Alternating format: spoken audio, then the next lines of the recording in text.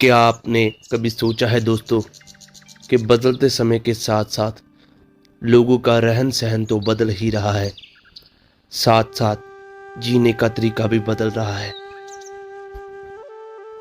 आज बहुत सारे लोग ऐसे हैं जो जहाँ फिर किसी मजबूरी कारण अकेले रहते हैं या फिर किसी नौकरी के कारण अकेले रहते हैं। कुछ लोग ऐसे भी हैं जो बिना किसी मजबूरी के कारण अकेले रहना पसंद करते हैं।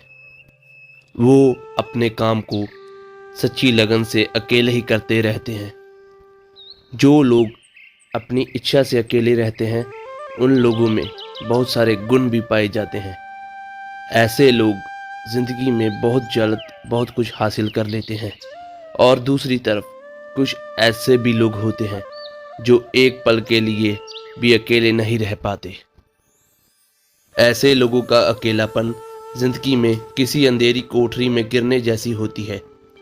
फिर ऐसे लोग इस भाग दौड़ वाली जिंदगी में फंस जाते हैं, उलझ जाते हैं, क्योंकि वो अकेले रहना पसंद नहीं करते, खुद के लिए समय नहीं निकालते, अपने काम के लिए समय नहीं निकालते। फिर ऐसे लोग ये सोचकर पछताते हैं कि काश इस भाग दौड़ वाली जिंदगी से दूर रहकर जेकर अपने लिए कुछ समय निकाला होता तो आज ऐसे दिन नहीं आते। पर अकेले रहना हर किसी के लिए आसान नहीं होता दोस्तों। और अकेले रहने का ये मतलब भी नहीं है कि हम अपने परिवार, रिश्तेदारों और दोस्तों से दूर हो जाएं। अकेले रहने की भी एक कला होती है जिसको हम इस कहानी से सीखेंगे।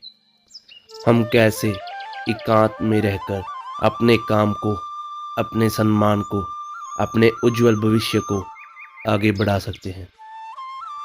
सो दोस्तों, कहानी बहुत ही अच्छी है, ध्यान से सुनना। इससे पहले आप कहानी में गुम हो जाएं, इस चैनल को सब्सक्राइब कर लीजिए। एक व्यक्ति एक गुरु के पास आया और कहने लगा कि गुरुजी, मेरे दुख का क्या कारण है। गुरु बहुत ही ज्ञानवान थे। गुरु ने कहा, वस्तुओं को अपने साथ चिपका लेना, वस्तुओं को पकड़ लेना और उन वस्तुओं के साथ जुड़कर उनके पीछे भागना ही तेरे दुख का कारण है। उस व्यक्ति ने पूरी बात सुने बिना ही गुरुजी का धन्यवाद किया और कहा, गुरुदेव, आपने मेरी समस्या का हल कर दिया है। मैं इतने दिनों से अपनी समस्या का हल चाहता था। गुरु को धन्यवाद आकर वो व्यक्ति वहां से तुर पड़ा। गुरु ने पीछे से आवाज मारकर कहा, मेरी पूरी बात तो सुनो। उस व्यक्ति ने कहा, नहीं गुरुदेव, आपका संकेत मिल गया है, केवल इतना ही काफी है और समझदार को इशारा ही काफी होता है। 1 महीने बाद वो व्यक्ति फिर से गुरु के पास आया। इस बार उस व्यक्ति के हालात बहुत खराब थे। वह बहुत उदास था और सीधा गुरु के चरणों में गिरकर बोला, गुरुजी, मैंने वही किया जो आपने कहा था, पर मुझे सुख नहीं मिला। मैं और उदास हो गया। गुरुजी ने उस व्यक्ति से पूछा कि ऐसा तुमने क्या किया। व्यक्ति ने कहा, मुझे अपने परिवार, रिश्तेदारों और दोस्तों से दुख मिल रहा था, इसीलिए मैं उनको छोड़कर चला गया। 2-3 दिन तो मुझे बहुत अच्छा लगा, पर धीरे धीरे मुझे उनकी याद आने लगी। मुझे अपने माता पिता, अपनी पत्नी और अपने बच्चों की याद आने लगी। मुझे अपने रिश्तेदार, यहाँ तक अपने दुश्मन भी याद आने लगे। इतना दुख तो मुझे उनके साथ रहकर भी नहीं हुआ था जितना उनसे दूर रहकर दुखी हूँ। इसीलिए आज मैं घर वापस जाने के लिए निकला था और आपके पास पहुँचा। गुरुजी, आपने मुझे ऐसी गलत सुझाव क्यों दिया। गुरुजी मुस्कुराकर बोले, तुम परिवार को छोड़कर भाग गए, दोस्तों, रिश्तेदारों, यहाँ तक दुश्मनों को भी छोड़कर भाग गए। पर यह तुम्हारी गलतफहमी थी कि तुम ये सब छोड़कर भाग रहे थे। असल में तो तुम उन्हें साथ लेकर भाग रहे थे। उस व्यक्ति ने कहा, पर गुरुदेव, मैंने तो किसी को भी साथ नहीं लिया। गुरु ने कहा, जो चीज़ें हमें दुख देती हैं वो कहीं बाहर नहीं होती। यहाँ तक जो चीज़ें हमें खुशी देती हैं वो भी बाहर नहीं होती। ये सारे पारिवारिक मेंबर, साथी, दोस्त, दुश्मन कहाँ रहते हैं? ये सब हमारे मन में बसे हैं। तुम जब भागे थे तो अपने मन को साथ लेकर भागे थे, और तुम्हारे मन में ये सब तुम्हारे साथ भागे। इसीलिए तुम उनसे दूर नहीं हुए। जो चीज़ें मन में बसी हों और हमारे आसपास हों, तो वो जो दुख देती हैं वो दुख बहुत ज़्यादा लगता है, पर असल में वो दुख बहुत ही कम होता है। पर जब हम इन चीज़ों से दूर हो जाते हैं, यानी कि छोड़कर भाग जाते हैं, तब मन उन चीज़ों को पाने के लिए फिर से कोशिश करने लग जाता है, और फिर ये चीज़ें बहुत दर्द देती हैं, जैसे कि तुम्हारे साथ हो रहा है।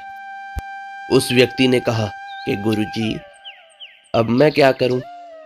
चीज़ों के साथ रहूं तो भी दुख, छोड़कर भाग जाऊं तो भी दुख। क्या मैंने दुखों का भार उठाने के लिए ही जन्म लिया है? गुरुजी खिड़खड़ाकर हंसे और बोले, ये बात बिल्कुल सच है। यहाँ हर कोई दुखों का भार उठाने के लिए जन्म लेता है, पर यह भी सच है कि इस दुख के दूसरी तरफ सुख है, और इन सुखों के दूसरी तरफ भी दुख है। फिर खुशी आती है, फिर दुख आते हैं। जिन चीज़ों में हमें सुख नजर आता है वो दुख देती हैं, और जिनमें हमें दुख देखते हैं वो हमारे सुख का कारण बन जाती है। उस व्यक्ति ने कहा कि गुरुदेव, क्या इस खुशी और गम के भरम से निकलने का कोई रास्ता नहीं है? गुरु ने कहा, रास्ता तो है। जेकर तुम इस दुनिया में रहना चाहते हो, सबके साथ रहना चाहते हो, तो तुझे एक काम करना पड़ेगा। तुम ऐसे ही रहो जैसे तुम इस दुनिया में अकेले हो। सबके साथ रहो पर अकेले रहो। व्यक्ति ने कहा, पर गुरुदेव, ये कैसे संभव है? गुरुजी उस आदमी को एक जगह पर ले गए। वहां मेला लगा था और बहुत भीड़ थी। गुरु ने कहा, देखो अपने आसपास, कि तुम यहाँ किसी को भी जानते हो? उस व्यक्ति ने कहा, नहीं, यहाँ मैं किसी को भी नहीं जानता। गुरु ने कहा, क्या तुम यहाँ अकेले हो? उस व्यक्ति ने कहा, जी गुरुदेव, मैं बिल्कुल अकेला हूँ।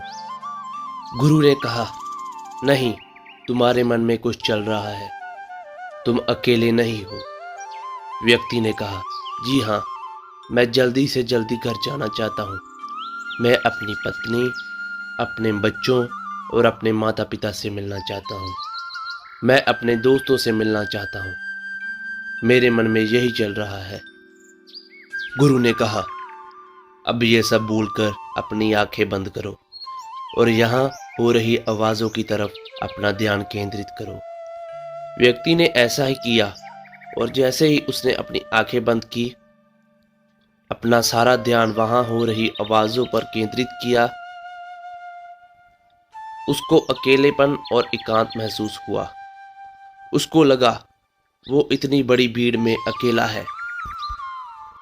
सारी आवाज़ों में ध्यान केंद्रित करने से किसी भी आवाज़ की महत्ता नहीं रही, सिर्फ आवाज़ थी और वो था। उसने अपनी आंखें खोली और कहा, गुरुदेव, यहाँ तो मैं अकेला हूँ। यहाँ सब कुछ है लेकिन कुछ भी नहीं है। गुरु ने कहा, बस ऐसे ही अकेले रहना है तुमने। रहो सबके साथ पर अंदर से अकेले रहो। सब साथ हो पर मन में कोई भी ना हो। जिसने ऐसे अकेले जीना सीख लिया, उसे कभी भी अपनी जिंदगी में दुख नहीं होते। उसको चीजें दुख नहीं पहुंचाती, वो हर चीज में आनंद लेता है। गुरु ने कहा, महान सफलताओं की शुरुआत अकेलेपन से ही होती है।